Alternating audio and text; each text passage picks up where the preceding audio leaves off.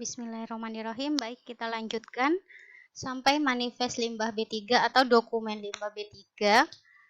Manifest limbah B3 ada 7.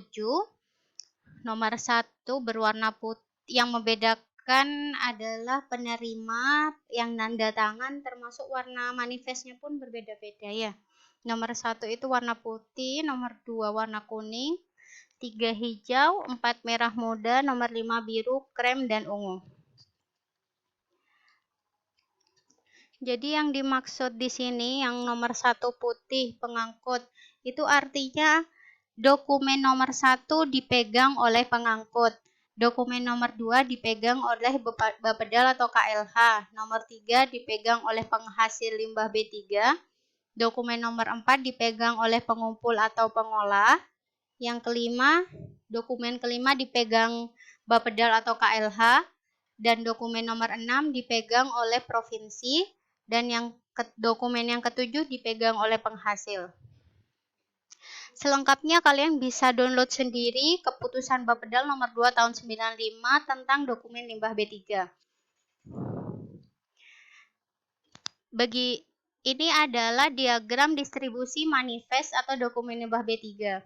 Jadi dari pengirim limbah B3 setelah ditandatangani akan diberikan ke pengangkut limbah B3, ada yang diberikan ke KLH, ada yang diberikan ke penerima. Dari pengirim yang akan diberikan ke KLH adalah dokumen nomor 2. Dokumen nomor 2 yang berwarna kuning ya. Sedangkan untuk yang ke penerima di sini dia mempunyai dokumen nomor 4. Bu, dokumennya apa aja isinya?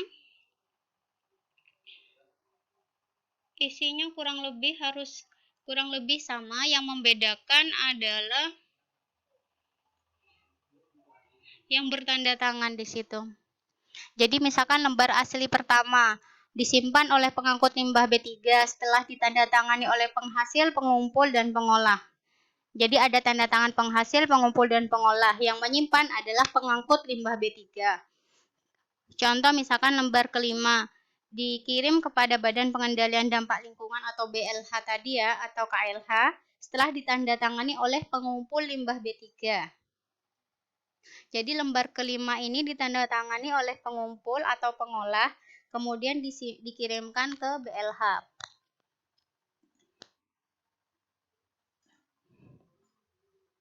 Jadi yang membedakan antara dokumen nomor 1 sampai 7 adalah yang bertanda tangan di situ dan pemegangnya.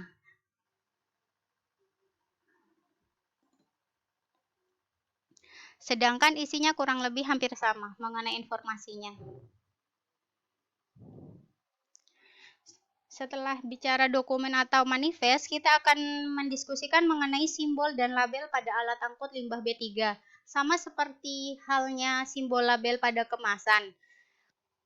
Akan tetapi untuk acuan yang diacu untuk simbol label pada alat angkut, kita ngacu pada Peraturan Menteri Nomor 14 Tahun 2013. Setiap alat angkut limbah B3 di darat wajib diberi simbol sesuai dengan karakteristik limbah dan diberi label sesuai dengan karakteristiknya.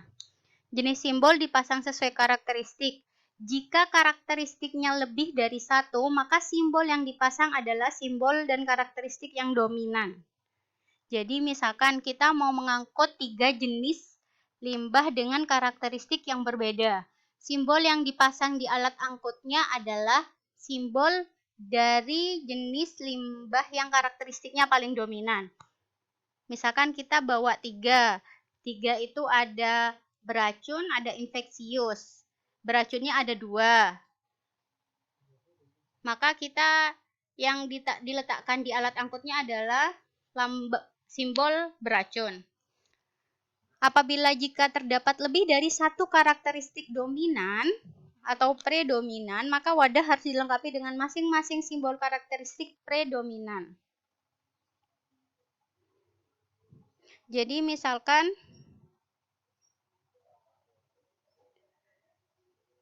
karakteristik limbahnya lebih dari 1 dan sama-sama dari satu karakteristik dominan. Jadi misalkan seperti oli ya. Oli itu kan karakteristiknya beracun dan mudah terbakar. Nah, oli itu lebih cenderung yang terbakar atau mudah beracun? Nah, itu yang dipilih nanti. Misalkan, oh lebih cenderung beracun, Bu. Oh, atau lebih cenderung mudah terbakar, Bu. Karena kan kalau gesekan dikit dikasih api terbakar. Oh, ya sudah. Yang dipasang adalah simbol mudah terbakar. Tapi apabila ternyata oli itu sama-sama, misalkan enggak Bu, sama aja, sama-sama beracun iya, mudah terbakar iya, sama-sama dominan, ya sudah silahkan taruh dua simbol di dalam alat angkut tersebut. Untuk mengetahui karakteristik suatu limbah B3, maka penghasil limbah B3 wajib melakukan uji karakteristik. Jadi yang melakukan uji karakteristik adalah penghasil limbah B3. Sedangkan pengangkut tidak memiliki kewajiban itu. Kewajiban pengangkut hanya memastikan bahwa setiap wadah atau kemasan telah diberikan label dan simbol sesuai karakteristiknya. Jadi yang wajib melakukan uji karakteristik adalah penghasil. Pengangkut berkewajiban memastikan wadah kemasan sudah memiliki simbol dan sesuai karakteristik yang dibawa. Berikut aturan simbol dan label pada alat angkut. Seperti ini ya, seperti yang kalian lihat. Mungkin yang kalau kalian lihat itu yang seperti di kontainer-kontainer truk Pertamina itu ya, yang bawa bahan bakar. Biasanya udah terbakar ya. Ini di sini ukurannya 25 cm 25 cm. Warnanya sesuaikan ya. Misalkan korosif seperti yang di atas ini ya, beracun, apakah infeksius, apakah mudah menyala. Ini label, udah kita bahas sebelumnya, sama saja ya. Penghasilnya, alamatnya, nomor penghasil ya. Nah, ini untuk simbol pada wadah kemasan limbah B30. Jadi kalau kita bawa tetap mengangkut drum atau wadah yang kosong, juga kita perlu diberikan label. Ini idealnya ya, labelnya seperti ini. Sedangkan untuk penandaan posisi tutup wadah, kita berikan seperti ini ya. R25 ini adalah warnanya ya, resolusi warnanya. Harus disesuaikan dengan ini. Ini contoh pemberian simbol dan label pada wadah kemasan sudah kita pelajari di kelas sebelumnya ya. Simbol selalu letaknya di bawah label agar mudah terlihat ya. Ini seperti ini yang tutupnya menandakan bahwa tutupnya ada di atas. Ini untuk penggunaan pada jumbo bag dan wadah tangki plastik. Biasanya ini digunakan untuk menyimpan limbah B3 padat, seperti contohnya sandblasting. Setelah ditaruh di dalam karung, lalu dimasukkan lagi ke dalam, ada yang tangki, wadah tangki plastik, ini biasanya yang berupa cairan ya, kalau yang seperti ini.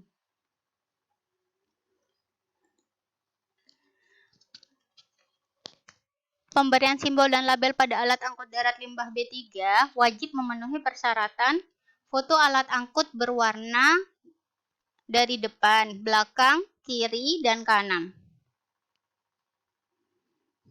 Simbolnya yang wajib berwarna ya, simbolnya berwarna, tampak dari depan, belakang, kiri, kanan, semuanya ada simbolnya. Kemudian terlihat ada identitas nama perusahaannya. Kemudian ada nomor telepon perusahaannya. Ini nomor telepon perusahaan yang penghasil limbah B3 ya. Agar kalau misalkan ada apa-apa kita langsung bisa menelpon penghasilnya. Ini contohnya. Tadi ya udah dibahas ya, kalau untuk roda 3 biasanya membawa limbah medis atau yang infeksius. Ini contohnya pemberian simbolnya, ini nomor telepon yang bisa dihubungi. Letakkan di kanan, kiri, dan belakang juga ada. Jadi kalau untuk pada alat angkut darat, ini misalkan nama perusahaannya. Ini simbolnya di kanan, kiri juga ada, ini di depan juga ada, di belakang juga ada. Ya. Bu nutupi plat nomor, enggak masalah, ini loh di atasnya plat nomor ya.